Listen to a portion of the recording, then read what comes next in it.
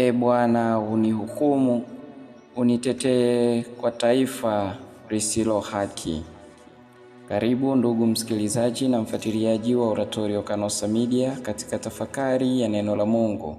Katika Dominika hii ya 5 ya Kwaresma mwaka A wa Kanisa, Mama Kanisa anatualika kutazama kilele cha tumaini letu, ushindi wa uzima dhidi ya kifo. Katika Injili ya leo, Yesu Kristo anamfufua Lazaro kutoka kaburini, akionyesha kwamba yeye ndiye Bwana wa uzima. Safari ya Kwaresma sasa inakaribia na tunaitwa kuamini kwamba hata katika hali zinazofanana na kifo katika maisha yetu, kama kukata tamaa, dhambi au huzuni, Yesu anaweza kutupa uzima mpya. Katika masomo yetu ya leo, somo la kwanza kutoka kwa nabii Ezekieli, sura ya 37 aya 12 hadi 14, Mungu anasema, nitafungua makaburi yenu, nanyi mtajua ya kuwa mimi ndimi Bwana. Katika somo la pili, waraka wa Mtume Paulo kwa Warumi, sura ya 8 aya ya 8 hadi 11, Mtume Paulo anasema, Roho wa Mungu anakaa ndani yetu, na huyo Roho ndiye atiaye uzima. Na katika somo la Injili ya Yohana sura ya 11 aya ya 1 hadi 45, Yesu anamfufua Lazaro. Anaonyesha huruma yake kwa kulia. Anatangaza, mimi ndimi ufufuo na uzima. Anamuita Lazaro atoke kaburini. Dominika hii inatukumbusha kwamba Yesu ndiye ufufuo wa uzima. Hakuna hali isiyoweza kubadilishwa na Mungu, na Kwaresma ni safari ya kutoka katika kifo na kwenda katika uzima mpya. Tumtumainie Kristo, naye anaweza kutufufua hata pale tunapohisi tumepoteza tumaini. Karibu tusikilize na tutafakari pamoja.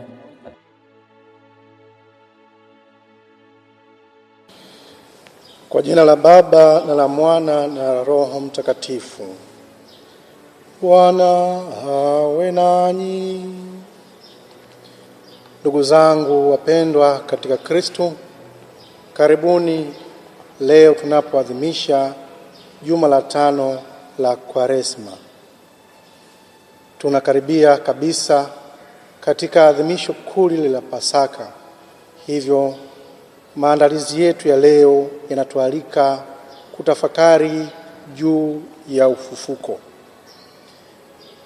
hasa tutakavyosikia katika Injili takatifu. Basi tuanze kwa kuisikiliza Injili takatifu. Bwana awe nanyi. Somo la Injili takatifu ilivyoandikwa na Yohane. Injili ya Mtakatifu Yohane sura ya 11 aya ya 1 hadi ya 45. Basi mtu mmoja alikuwa hawezi, Lazaro wa Betania, mwenyeji wa mji wa Mariamu na Marta dada yake. Ndiye Mariamu yule aliyempaka Bwana marhamu, akamfuta miguu kwa nywele zake, ambaye Lazaro nduguye alikuwa hawezi. Basi wale waumbu wakatuma ujumbe kwake wakisema, Bwana, yeye umpendaye hawezi. Naye Yesu aliposikia alisema, ugonjwa huu si wa mauti, bali kwa ajili ya utukufu wa Mungu, ili mwana wa Mungu atukuzwe kwa huo. Naye Yesu alimpenda Marta na umbu lake na Lazaro. Basi aliposikia ya kwamba hawezi, alikaa bado siku 2 pale pale alipokuwapo. Kisha baada ya haya akawaambia wanafunzi wake, twendeni tena Uyahudi. Baada ya hayo akawaambia, rafiki yetu Lazaro amelala, lakini nitakwenda nipate kumwamsha. Basi wale wanafunzi wakamwambia, Bwana, ikiwa amelala atapona. Lakini Yesu alikuwa amenena habari ya mauti yake, nao walidhania ya kuwa ananena habari ya kulala usingizi. Basi hapo Yesu akawaambia wazi wazi, Lazaro amekufa, nami nafurahi kwa ajili yenu kwamba sikuwapo huko, ili mpate kuamini. Lakini na twendeni kwake. Basi Yesu alipofika akamkuta amekwisha kuwamo kaburini yapata siku 4. Na Betania ilikuwa karibu na Yerusalemu, kadiri ya maili 2 hivi. Na watu wengi katika Wayahudi walikuwa wamekuja kwa Marta na Mariamu ili kuwafariji kwa habari ya ndugu yao. Basi Marta aliposikia kwamba Yesu anakuja, alikwenda kumlaki, na Mariamu alikuwa akikaa nyumbani. Basi Marta akamwambia Yesu, Bwana, kama ungalikuwapo hapa, ndugu yangu hangalikufa. Lakini hata sasa najua ya kuwa yoyote utakayomwomba Mungu atakupa. Yesu akamwambia, ndugu yako atafufuka. Marta akamwambia, najua ya kuwa atafufuka katika ufufuo siku ya mwisho. Yesu akamwambia, mimi ndimi huo ufufuo na uzima. Yeye aniaminie mimi, ajapokufa atakuwa anaishi. Naye kila aishie na kuniamini hata kufa kabisa hata milele. Je, unasadiki hayo? Akamwambia, naam Bwana, nasadiki. Basi Yesu, hali akiugua tena nafsini mwake, akafika kwenye kaburi, nalo lilikuwa ni pango na jiwe limewekwa juu yake. Yesu akasema, liondoeni jiwe. Marta, dada yake yule aliyefariki, akamwambia, Bwana, ananuka sasa, maana amekuwa maiti siku 4. Yesu akamwambia, mimi sikukuambia ya kwamba ukiamini utauona utukufu wa Mungu? Basi wakaliondoa lile jiwe. Yesu akainua macho yake juu akasema, Baba, nakushukuru kwa kuwa umenisikia. Nami nalijua ya kuwa wewe wanisikia siku zote, lakini kwa ajili ya mkutano huu wanaohudhuria nalisema haya, ili wapate kusadiki kwamba ndiwe uliyenituma. Naye akisha kusema hayo, akalia kwa sauti kuu, Lazaro, njoo huku nje. Akatoka nje yule aliyekufa, amefungwa sanda miguuni na mikononi, na uso wake umefungwa leso. Naye Yesu akawaambia, mfungueni mkamwache aende zake. Basi wengi katika Wayahudi waliokuja kwa Mariamu na kuyaona yale aliyoyafanya wakamwamini. Neno la Bwana.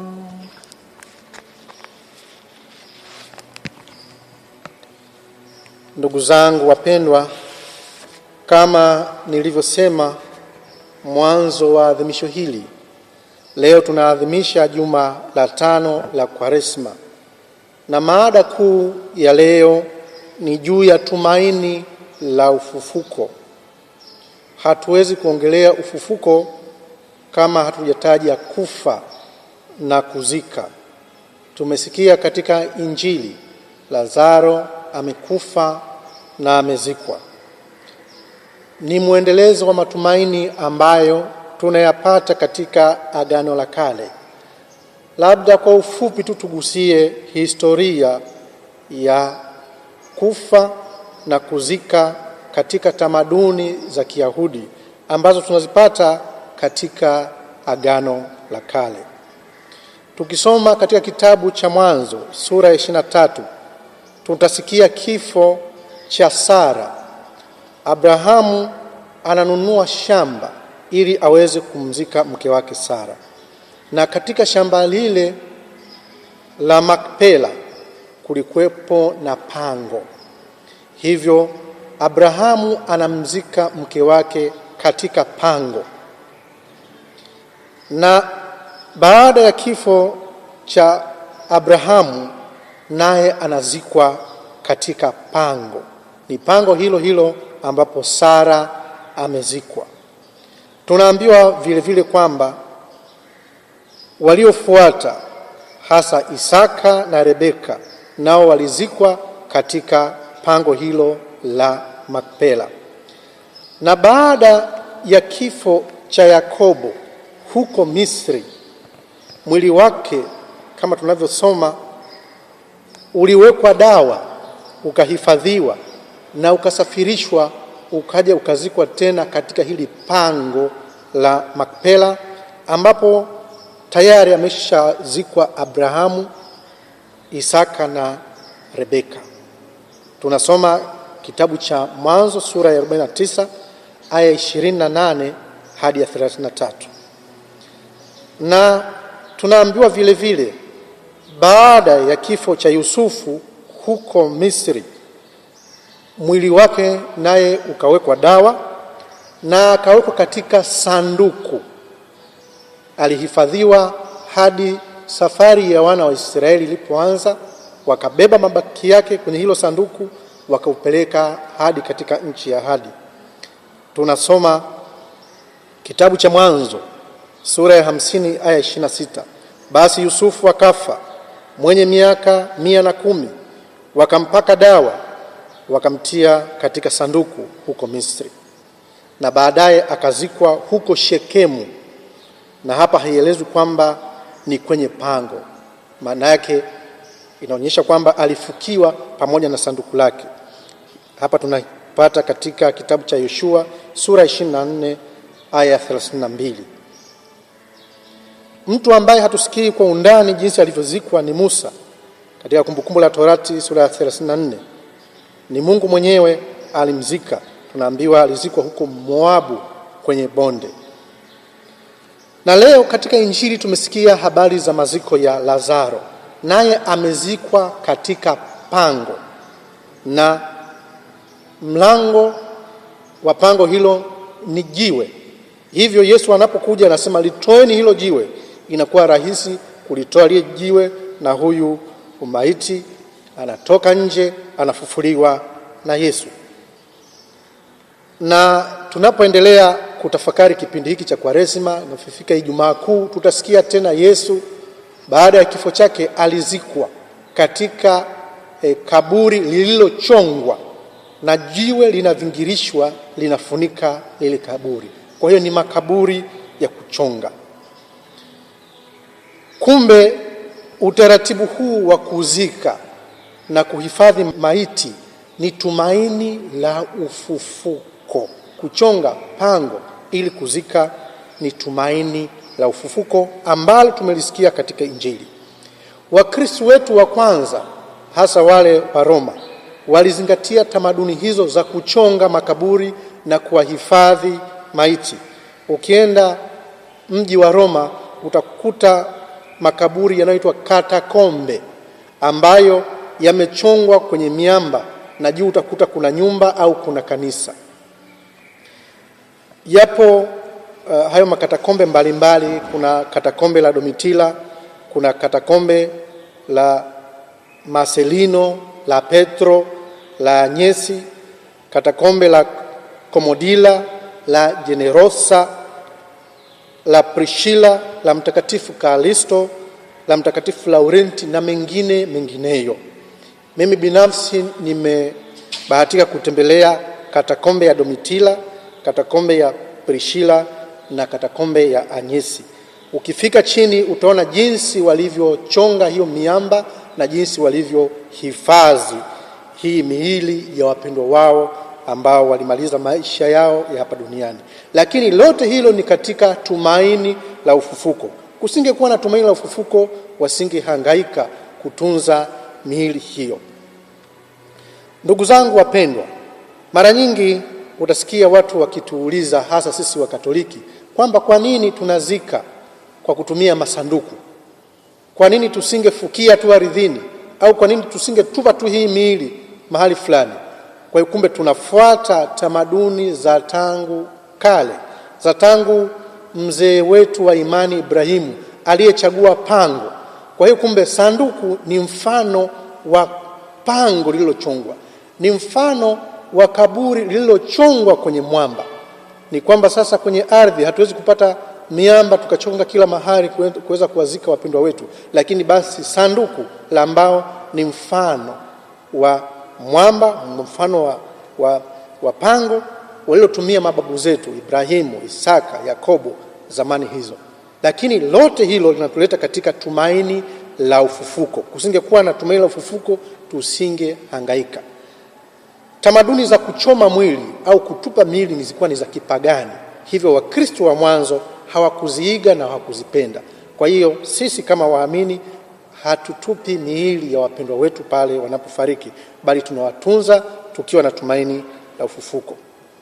Lakini mfufuaji ni nani? Mfufuaji ni Kristo. Mariamu pamoja na Marta wanasema, Bwana, ungalikuwapo hapa ndugu yetu asingalikufa. Lakini Yesu anasema, mimi ndimi huo ufufuo na uzima.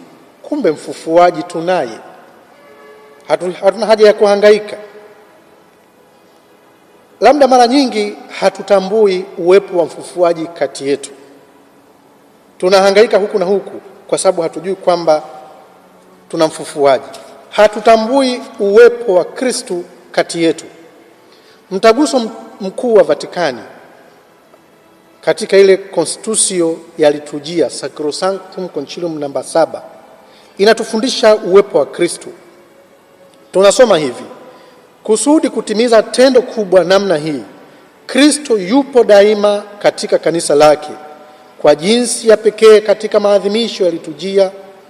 Yupo kwenye sadaka ya misa takatifu, hasa katika nafsi ya kasisi, yeye ambaye akijitoa mara moja msalabani anajitoa tena mwenyewe kwa huduma ya mapadre. Yupo hasa chini ya maombo ya Ekaristi. Yupo kwa nguvu katika sakramenti, ili kwamba mtu anapobatiza ni Kristo mwenyewe anabatiza. Yupo katika neno lake, kwa kuwa ni yeye anayesema wakati maandiko matakatifu yanaposomwa katika kanisa. Yupo tena wakati kanisa linaposali na kuimba zaburi, kwa vile aliahidi, walipo 2 au 3 wamekusanyika kwa jina langu, nami nipo papo hapo katikati yao. Je, tunasadiki huu uwepo wa Kristo katika mapadri wanaoadhimisha ibada, katika kongamano linaloadhimisha ibada, katika masomo yanaposomwa pale kanisani au mahali penginepo? Au tunasema kama Marta, Bwana, kama ungalikuwepo ndugu yangu asingefariki? Mara nyingi tuko kanisani lakini tunasema, Kristo ungalikuwepo hapa ningeweza kupata hiki na hiki. Kwa hiyo ndugu zangu, tunaalikwa kumwamini Kristo kwamba tunaye ndiye mfufuaji. Basi niwatakie tafakari njema Jumapili ya leo. Mungu aendelee kuwabariki. Na mmeshirikiana nami katika adhimisho hili ni mimi ndugu yenu Padre Clement Kihio. Tumsifu Yesu Kristo.